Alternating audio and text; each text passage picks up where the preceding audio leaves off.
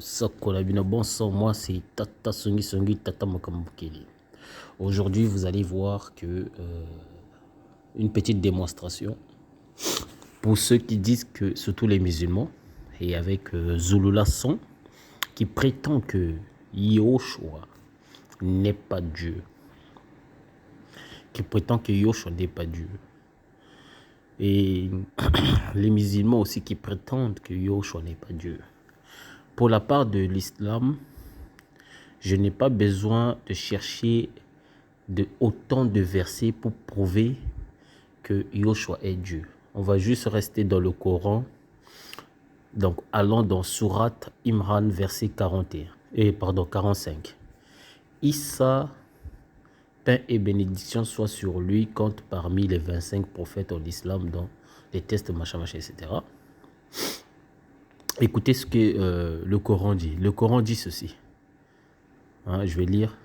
C'est pour cela que le prophète Issa, paix et bénédiction soit sur lui, est aussi surnommé Al-Masih, le Messie. Rappelle-toi quand les anges dirent: ô Marie, voilà qu'Allah t'annonce une parole de sa part. De sa part. Donc, ce qui veut dire, Issa est la parole d'Allah. Maintenant, la question que je me pose, si Issa est la parole d'Allah, ce qui veut dire Dieu ne peut pas créer sa propre parole puisque sa parole est lui-même. Alors, si Issa est la parole d'Allah, pourquoi dites-vous que Issa n'est pas Dieu puisque Issa est la parole d'Allah? C'est cela, le Coran confirme que Issa est la parole d'Allah, alors que la parole d'Allah est incréée. Donc Issa est Dieu alors, puisqu'on nous dit que la parole est faite chair dans les Écritures. Alors, les musulmans viendront nous dire, enfin, les musulmans nous diront, pardon, que non, Issa a été créé comme Adam, selon le Coran. Mais ici, on nous dit que Issa est la parole d'Allah. Nulle part dans le Coran, vous verrez qu'il prétend que Adam est la parole d'Allah. Nulle part. Je mets tous les musulmans en défi de me prouver cela. Mais je vais vous prouver avec des points efficaces qui démontrent que Issa n'a jamais été créé comme Adam. Donc le Coran est dans le faux. Voici la preuve. Coran Surat 76, on peut lire. Hein? Nous avons, le verset 2, hein? Nous avons créé l'homme d'une goutte de sperme mélangée donc, à des composantes diverses. C'est-à-dire, Allah a créé l'homme, c'est-à-dire Adam, avec une goutte de sperme mélangée.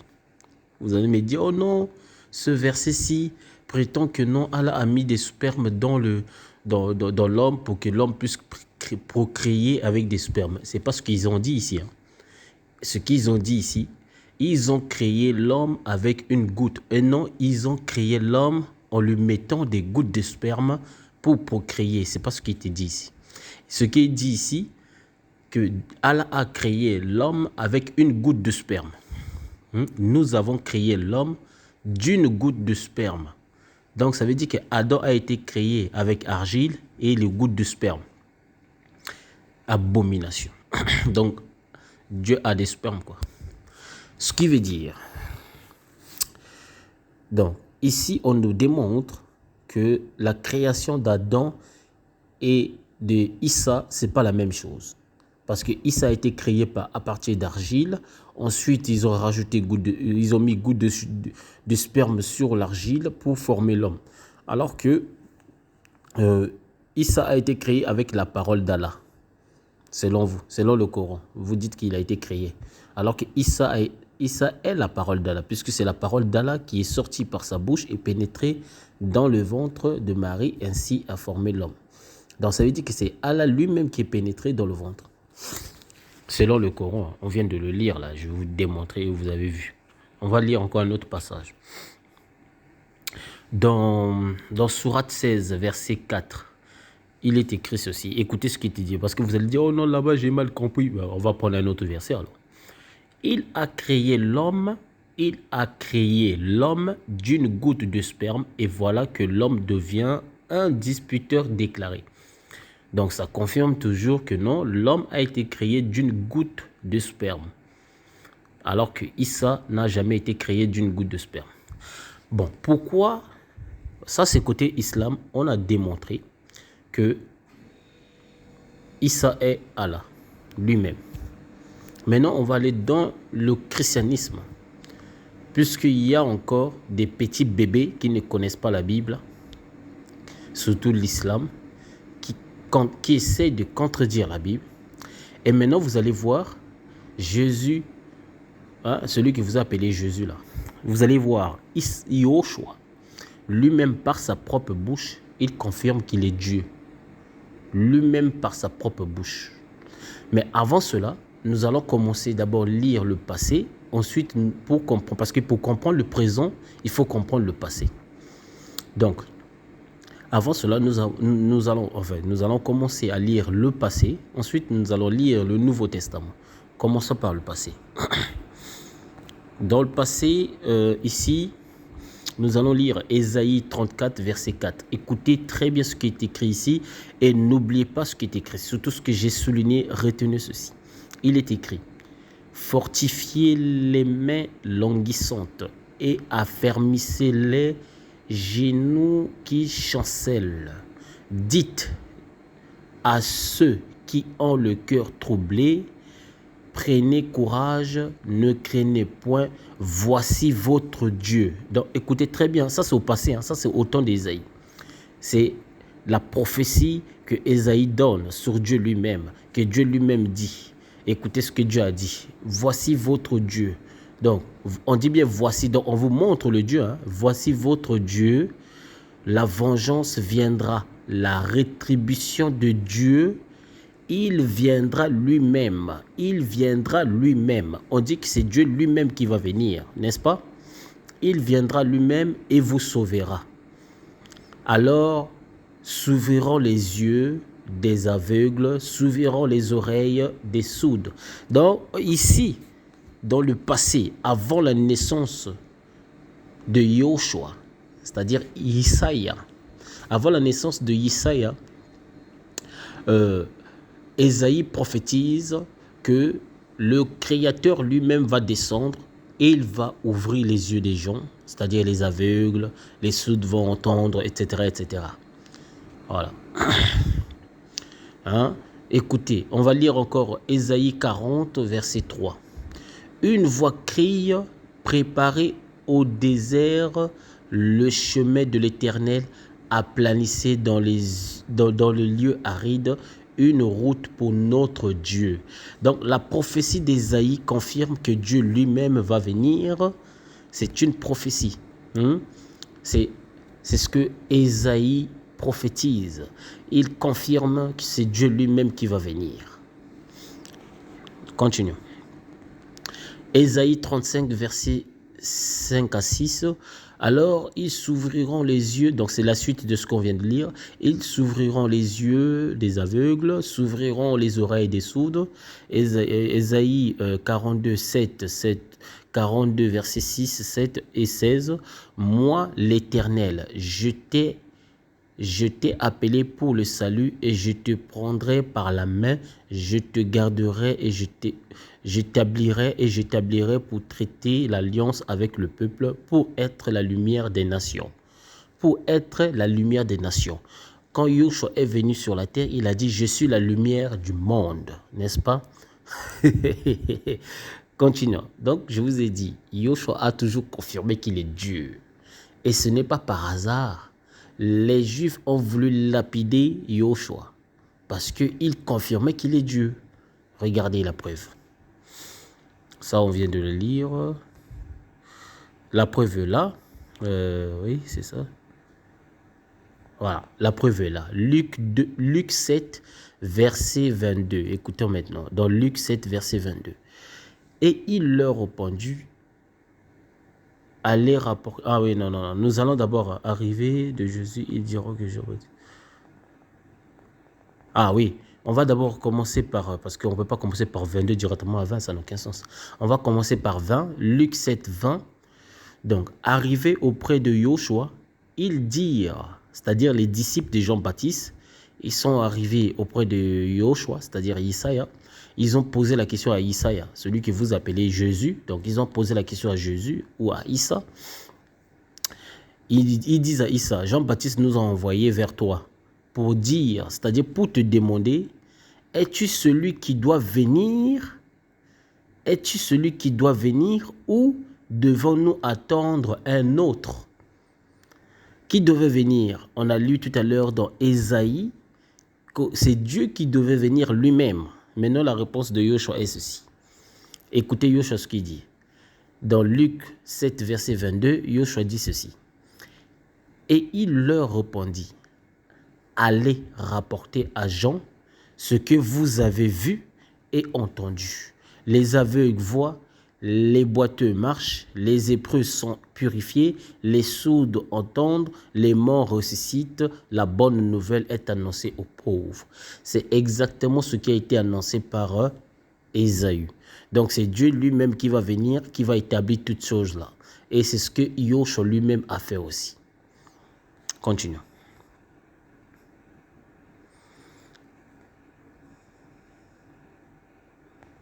On a déjà lu, parce que toi... Ah, voilà. Donc, ici, on va lire aussi dans Jean 10, verset 33. Jean 10, verset 33. Les Juifs lui répondit, ce n'est point pour une bonne œuvre que nous te lapidons, mais pour un blasphème. Et c'est quoi ce blasphème que Yoshua avait fait? Donc, aujourd'hui, de nos jours, on fait le débat pour savoir qui est Jésus. Est-ce qu'il est Dieu ou il n'est pas Dieu? Alors que cette question a été posée même de son vivant, pendant ce temps que lui-même il était sur la terre. Donc, aujourd'hui, là, vous ne faites rien et vous ne dites rien de bon.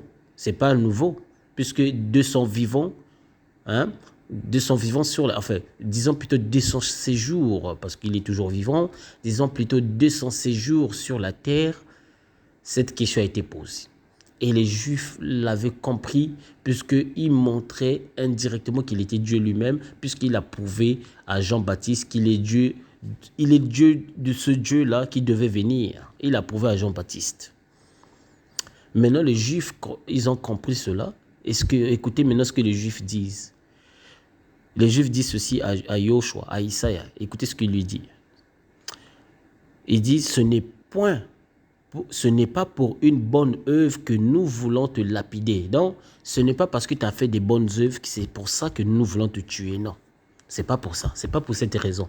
C'est pas pour des miracles que tu as fait. C'est pas pour machin ceci, avoir ouvrir les aveugles, les yeux aussi, cela, etc., etc. C'est pas pour ça que nous voulons te tuer. Mais nous voulons te tuer pour une bonne raison. Et c'est quoi cette raison? C'est une blasphème. Et c'est quoi le blasphème que Yoshua a fait? Écoutez la réponse des Juifs. Et parce que toi, qui es un homme, tu te fais Dieu. Donc les Juifs avaient compris. Yoshua était Dieu. Donc ce n'est pas à vous les gens d'aujourd'hui qui n'ont jamais vu Jésus, qui n'ont jamais vu Yoshua, pour venir dire que non, Yoshua n'a jamais dit qu'il est Dieu. C'est impossible. Alors que les Écritures le prouvent. Les Écritures le prouvent.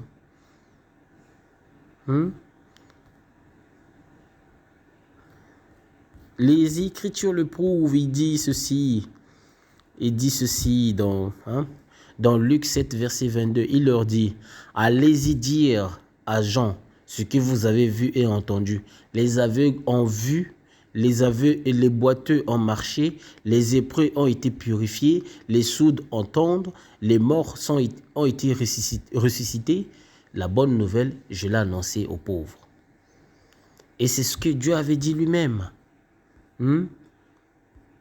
C'est ce que Dieu avait dit lui-même. Dites à ceux qui ont le cœur troublé, prenez courage, ne craignez point, voici votre Dieu. La vengeance viendra, la rétribution de Dieu. Il viendra lui-même. Et il donne encore le signe comment il va venir. Et il vous sauvera. Comment il va les sauver? Alors ils s'ouvriront les yeux des aveugles, s'ouvriront les oreilles des sourds, etc. Mais bon, parce qu'il y a... Mais sinon, le contexte entier cite aussi ce que Yoshua a cité ici, les aveugles, les boiteux, machin, etc., les Hébreux purifiés.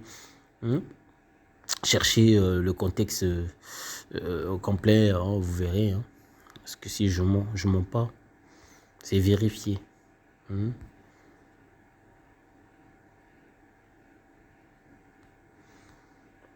Voilà. Donc, et pour les musulmans qui disent que non, Yoshua n'a jamais été envoyé pour les autres nations. Il a été envoyé uniquement pour les Hébreux. En fait, ce que vous oubliez, Yoshua a été envoyé premièrement pour toutes les nations, si vous ne le savez pas. Cela a été déjà promis dans Genèse. C'est pour ça la Bible confirme que Yoshua est le deuxième Adam. Ça, c'est la première chose.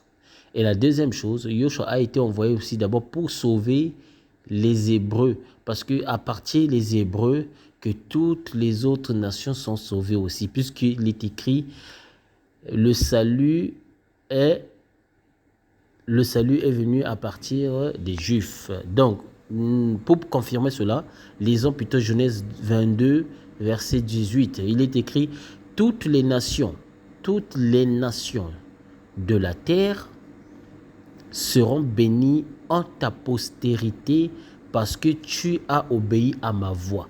Donc ici, Dieu fait une promesse que toutes les nations seront bénies donc grâce à cette personne.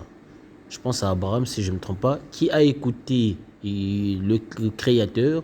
Donc toutes ces nations-là seront bénies grâce à lui, à partir de sa postérité, c'est-à-dire à partir de ses descendants, c'est grâce à eux que toutes les nations seront bénies.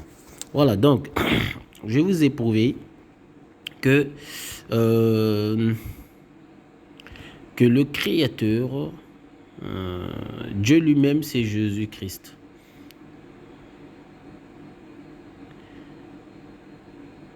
Dieu lui-même, c'est Jésus-Christ.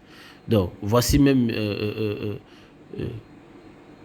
puisque on a lu tout à l'heure ici, par exemple, c'était dans Luc, je pense. Non, c'était pas dans Luc, c'était dans l'Éternel, je pense. Non. Ah oui, non, ça c'est l'islam. C'était là, je pense, se verra les yeux. Ah oui, on a lu ici dans Ésaïe, on nous dit affermissez les genoux, etc., etc. Dans Ésaïe 40, verset 3, on nous dit une voix crie, préparez au désert le don. Cette voix qui crie au désert là, c'est Yoshua, puisqu'il le confirme lui-même. Hein? Où ça? Il le confirme ici.